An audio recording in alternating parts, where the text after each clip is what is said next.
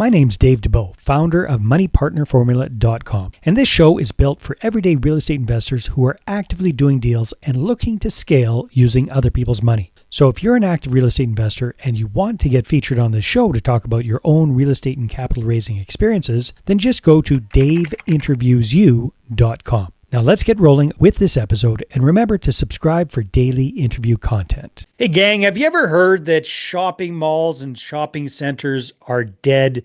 Have you driven by these things and just seen massive vacancies and seeing all these big time retailers going out of business left, right, and center? You're going, oh my goodness, what's going on? Well, they're not dead, and today's special guest, Andy Weiner, is going to show us exactly why he and his associates are gobbling these kind of shopping centers up. So, Andy, welcome to the show. Great to have you. Great to be here. Thank you very much, Dave. So, Andy, give me a little snapshot. We're recording this. Geez, I'm losing track of the months. Halfway through April 2025. What does the portfolio look like? What does it consist of right now? What do you guys got? So we currently have 23 shopping centers in 11 states, composed of three types: grocery anchored centers, open air centers that are not grocery anchored. They're called power centers, and then enclosed malls. Most of our properties are in secondary and tertiary markets. Okay, very good. So you get three different kinds of shopping centers. I didn't even know there was any differences there. There's more than that. Yeah, well, okay. Those three that you're focusing on, I think I kind of get it. So the grocery focused ones, so they're not an enclosed mall per se. It's like an outdoor, not strip mall per se, but it's called open air is what we call it. Yes. But anchored by a big grocery store, Yes. basically, and then a whole bunch of smaller stores attached to it or around it, sort of thing. Right. That's like a neighborhood center.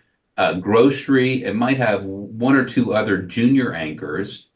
The power centers are junior anchored: TJ Maxx, Ross, Best Buy, Kohl's, surrounded by smaller stores, and then out parcels called pads that often are restaurants or multi-tenant buildings. Yeah, I perfect. Thanks for painting that picture. Sure. I'm looking at some of those just down the street from where I live. So I get where you, and then you got the enclosed malls, which is what we're thinking of as a typical mall. So secondary centers, like what size population base are you looking for? So typically we call them hometowns, Dave. Yeah. There are markets under 1 million. Oftentimes they're as small as 100 or 200,000 people, but they're markets where we can get better deals for the same credit quality. And there's something about the market that's driving population growth. Okay. You got to have an essential driver: a university, major hospital district, major Fortune 1000 company, tourism, military, government research, something that keeps that population growing. Okay, that makes sense. All right. So, Andy, this asset class has gotten beat up and has gotten a bad reputation over the years. Tell me a little bit about your perspective of that and why you guys are so bullish on this particular asset class. Why you might be flying in the face of what other people think about it. So I'll talk to you about two things: what's happening in the retail sector today, and then I'll talk about enclosed malls. So the retail sector today has been hurt by Amazon and COVID. They effectively killed the weak players. Mm-hmm. And those that survived Amazon and COVID have figured out how to compete with e-commerce and even take market share away. So they've got their own e-commerce delivery platform, they've got their own app, they've got a fleet of bricks and mortar stores, and they've got a great balance sheet, and they want to grow. Okay, so who would be an example of that? TJ Maxx wants to grow by 200 stores. Ross wants to grow by 150 stores. Hobby Lobby, 50 stores. Five Below by 100 stores. Aldi by 100 stores. And you go on and on and on and on. The problem is that because construction costs have gone up in the United States by 30%, interest rates have gone up by 3 percentage points, the effective cost of building new is about 40% higher than it used to be. Mm-hmm. So the amount of new product in retail is at historical lows. Right. So basically, we have a stagnant inventory with lots of retailers who want to grow. Different than multifamily, different than industrial, where there's tens of millions of square feet that's been added to the product. Here you've got retailers that want to grow into an inventory that's stagnant. That's a good position to be in. That Yeah. means that you can underwrite increasing net operating income. That means that if a tenant leaves, you almost want them to leave because a replacement tenant will pay twice or more than twice the rent and be of better credit quality. It used to be that if they left, don't leave, I'll lower your rent. Now you say, threaten to leave, go. Goodbye. Love to see you go. Okay. So when did this kind of start turning around? Because like 2 years ago. 2 years ago. 2 years ago. 2 years Okay. ago. And up Yes. In until, other and words, how long had it been in the doldrums for? 7, 8, 9 years. Okay. Okay. Amazon was reducing the number of trips. Amazon is still growing, but it's matured a little bit. Yeah. And it's matured because these Target and Walmart and TJ Maxx and all these companies have e-commerce platforms and they are maintaining, if not growing, their own market share. Mm. Okay. So that's number one. Number two is the concept of positive leverage. Okay. Positive leverage is that the yield on a shopping center, the cap rate, is greater than the interest rate on your debt. So on an open air center, 8 to 9 cap, 8 to 9% yield, you're borrowing at 7%. So there's positive leverage. You add debt and it improves the return to your investor. You have negative leverage in multifamily and industrial. Multifamily deals worth 5 cap, 5.25, 5.5, but you're borrowing at 6.5. So you can't add debt and be accretive to the value of your equity. Right. And the only way to make those deals work is to have massive projected increases in net operating income so that it can become positive over time. I call that a strategy of prayer. Prayer in real estate is not a good strategy. Okay. Exactly. So in the open air space, you're buying at 8.5 to 9.5 cap rate yield. You're borrowing at 7.5. So you have positive leverage. In the enclosed mall space, you're buying at 15 cap, Wow. 15% yield on great real estate, borrowing at 7.5%. So you have tremendous positive leverage. Now in the enclosed mall space, what's really interesting, and we own 14 malls, is that there's a huge amount, $50 billion worth of insolvent debt underneath these well-located shopping centers. Okay. Mm-hmm. And it's going to get repriced at dramatically lower bases, oftentimes at land value. So you'll buy something at a 15 cap, high cash flow, but the total price is land value. Not a bad deal. And so in the enclosed mall space, you have three options. Sometimes you operate something at a 15 cap, just as a retail shopping center. You don't shrink retail. Other times you shrink retail and you bring in other uses, multifamily or hospitality or whatever it is. Other times you buy something at 15, 17 cap and you sell off various periphery pieces at a 7 cap. And you reduce your basis, you pay back your equity. So what does that look like? Like, what would be an example of you guys doing Rapid City, South Dakota. We bought the mall there. It was a $94 million loan that was insolvent. We paid $12 million for it at a 25 cap. We sold off the non-mall pieces, not all of them yet, but we sold off the non-mall pieces for $17 million. So what was on the non-mall pieces? Is that parking lot? Hobby Lobby Center, little movie theater, Red Lobster ground lease. Okay. Another steakhouse, Texas Roadhouse ground lease. Sell them off, zero basis. The mall throws off $2.5 million of cash flow per year, no basis. Nice. It's a boring cash flow play. Okay. That's all right. Boring's fine. Yeah. Another property we are demauling. We're demauling 6 of our 14. One is being led by Target. Another one's being led by Costco. 3 more are being led by TJ Maxx, Ross, and Five Below. And then one is being led by a hockey arena that the city is investing $50 million to build on our property. So again, help me get my head around this. Sure. Demauling basically Demalling means, means get rid of the interior. okay, and Okay. just you create one huge Costco in Or, one of these things. or you face people out. You get Okay. rid of the interior. If you face it out, it becomes a 9 cap value from a 17 cap.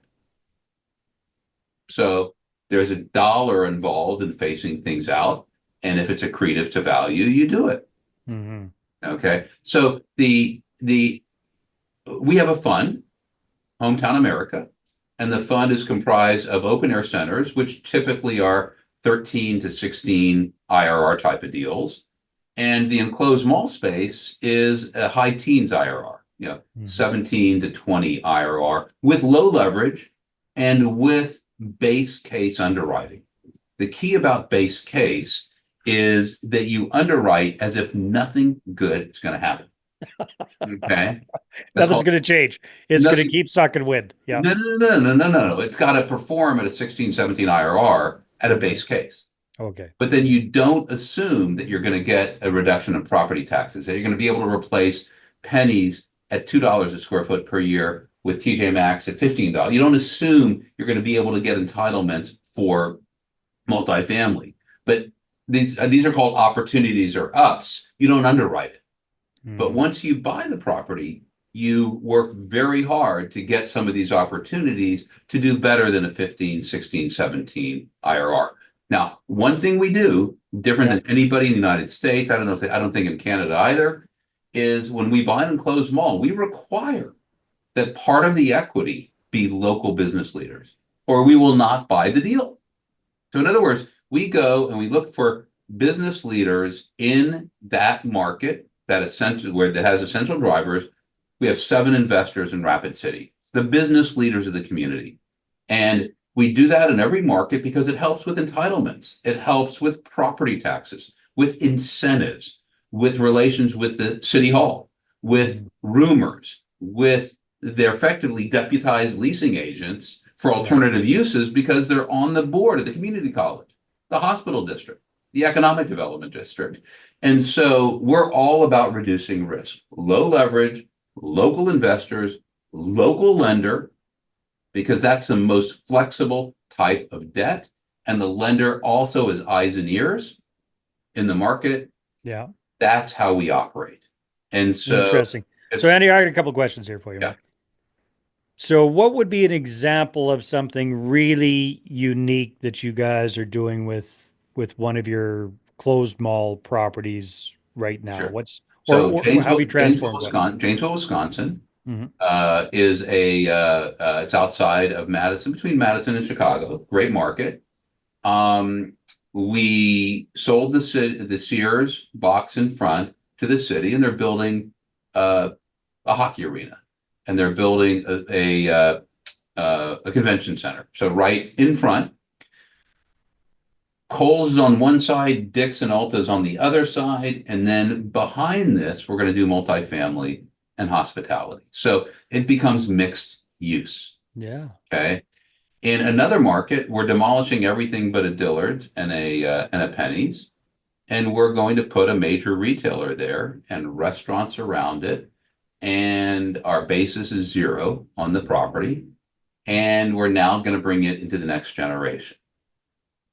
3 other markets, we've got some incentives from the city to fund capital improvements, and TJ Maxx and Ross are coming in. So low rents, but it's very accretive to value.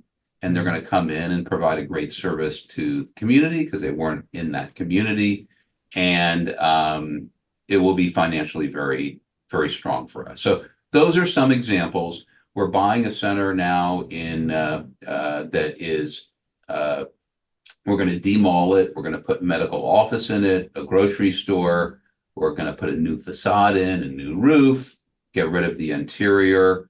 And the city's going to give us, in that situation, between $7 and $10 million of capital plus other incentives. We'll have a great group of local investors. We'll have a local lender. It's all about community. We'll hit there a 20 IRR. Okay, Nice. so yeah. Yeah. So and anyway, I call it boring cash flow because we buy income producing real estate that cash flows day one, that's got positive leverage. We're buying a deal now in Louisiana that is a grocery anchored center that was destroyed in Hurricane Laura.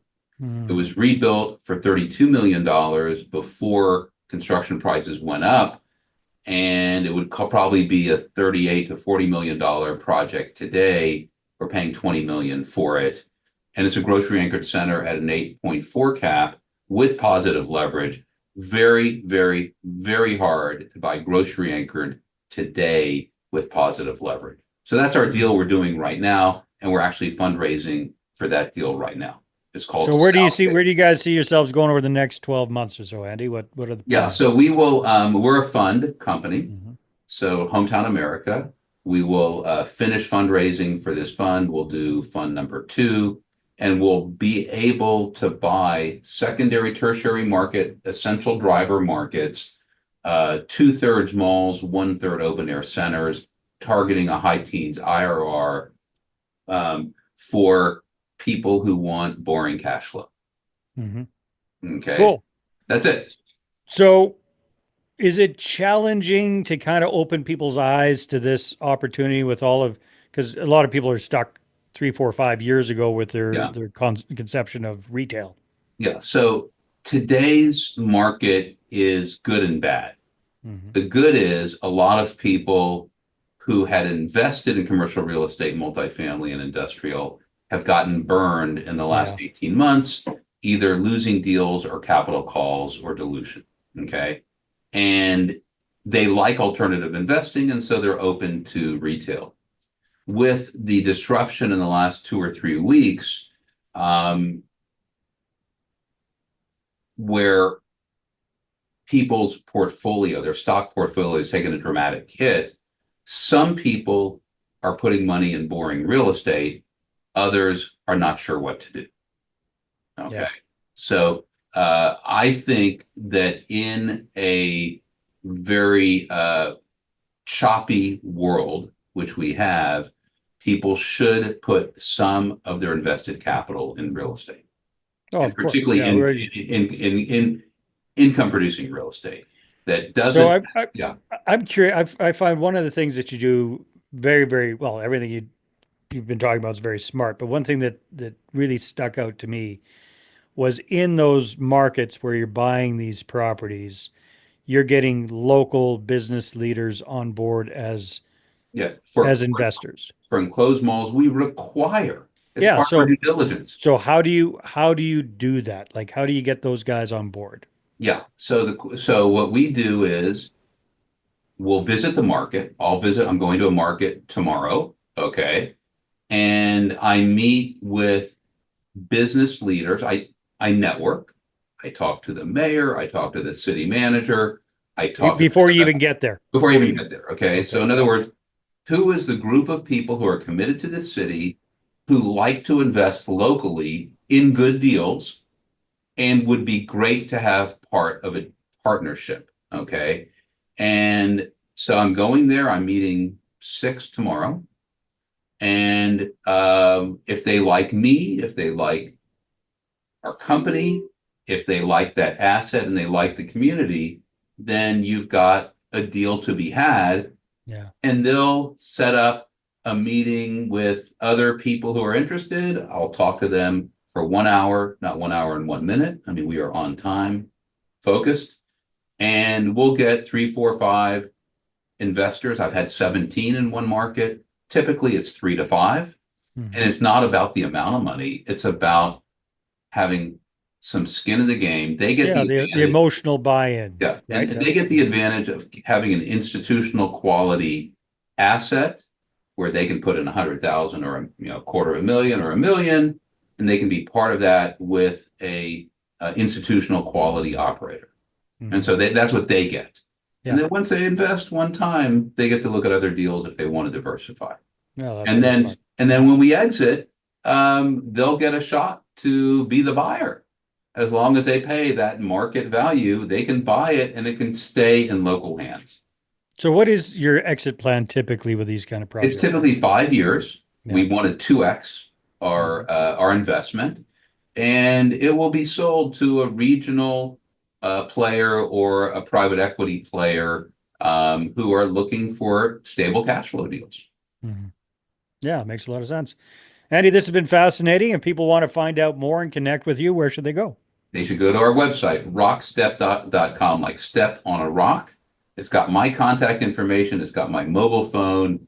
It's got a learning center. Our goal at Rockstep is to be the country's best educator of investing in shopping centers. So all the terms, the good and the bad, it's all there in articles and video. Awesome.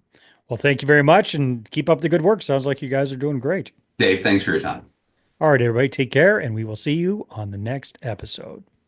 Hey there, I really hope you enjoyed that episode. And as always, if you want to listen to more daily interview content, make sure you subscribe. And if you're an active real estate investor and you're doing deals and you'd like to get featured on this show, then just head over to daveinterviewyou.com. Now at moneypartnerformula.com, we help real estate investors to create a process for predictably getting capital so they can do more deals without relying on hard money lenders or the banks.